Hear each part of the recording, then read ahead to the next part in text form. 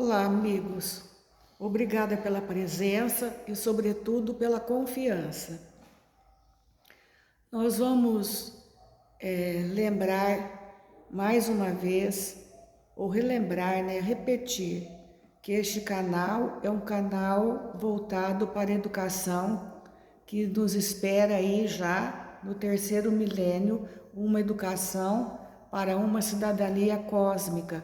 O sentido de cidadania cósmica, também repito, de novo, é a inclusão de todos os seres que estão aqui encarnados, viventes conosco, desde o mineral, o vegetal, o animal, o hominal, o reino dévico, o reino dos anjos e dos elementais da natureza.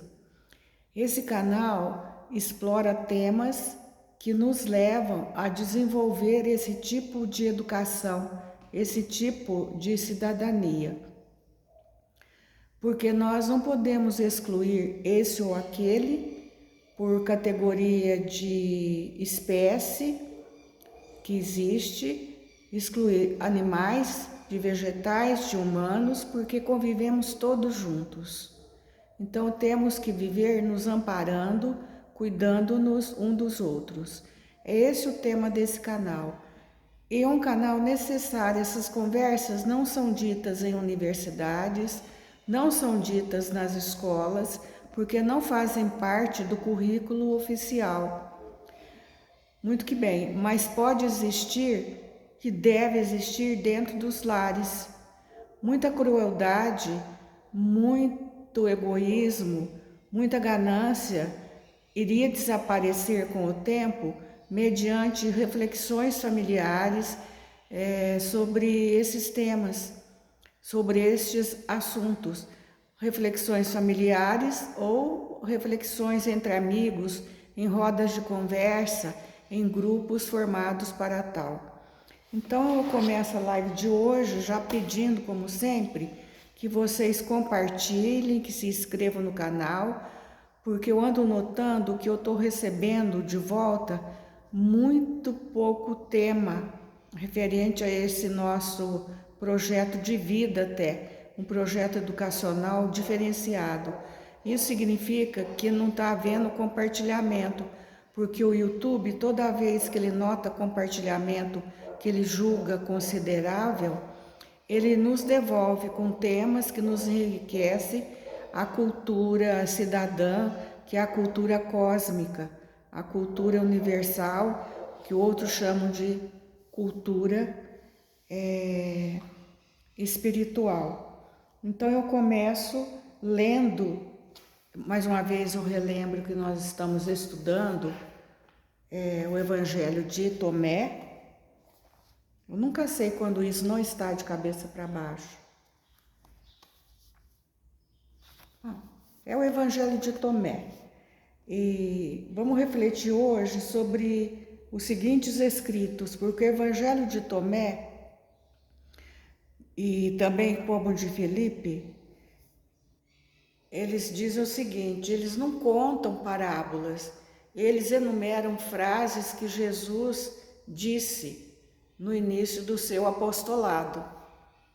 Então vamos nos ater a essa frase hoje. Aquele que tem algo na mão, mais lhe será dado.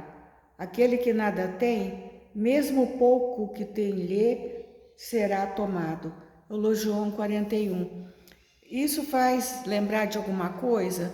Sim, faz lembrar da parábola dos talentos, que um senhor, alguém importante, rico, saiu a viajar e confiou seus talentos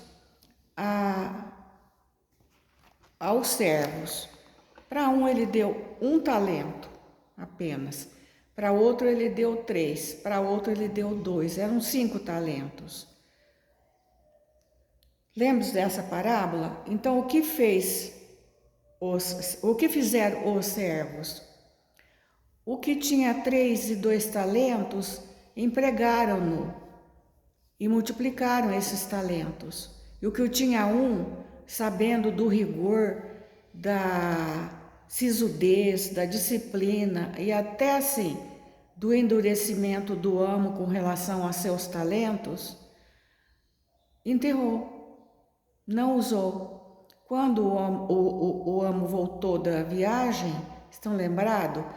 Parabenizou, felicitou, premiou com novos talentos o que investiram, e ao que não tinha investido e sim enterrado, não usado os talentos, ele castigou. Estão lembrados, né? Então, a partir daí, nós vamos fazer certas considerações que ainda não foram pensadas, pelo menos não que eu saiba, sobre este assunto e sobre este logion. Logion são máximas éticas, morais, vigentes no começo do cristianismo.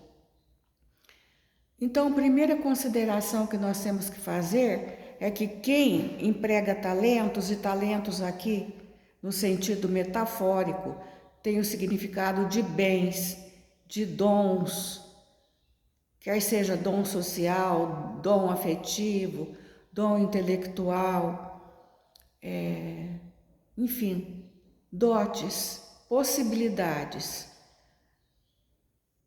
A primeira interpretação que se faz desse logion, a primeira ligação que se pode fazer, melhor dizendo assim, a primeira ligação que se pode fazer deste logion é ligá-lo às questões financeiras. Quem bem investe, quem se aplica, quem não desanima, quem combate o bom combate, aumenta o seu tesouro material. Verdade.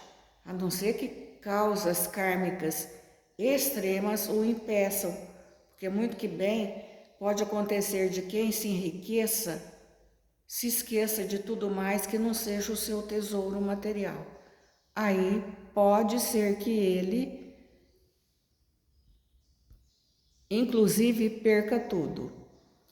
A outra referência que se pode fazer é a seguinte: a enorme plasticidade neuronal do cérebro. O cérebro é muito adaptável, o cérebro é tão rico em quantidade de neurônios que, se fosse para estendê-lo, daria quilômetros. Daí ele ser todo cheio de circunvoluções, todo enovelado, para caber dentro da massa craniana. E ele tem uma plasticidade, um poder de adaptação muito grande. Então, o uso de certos atos, de certos comportamentos, o uso, a insistência em certos pensamentos, formam hábitos positivos ou negativos. Tem uma lei de aprendizagem que diz: só se aprende a fazer fazendo e repetindo. Isso é porque o cérebro tem essa plasticidade. Então, a perda de talentos ou não usar de talentos significa também que nós não estamos exercendo a plasticidade neuronal.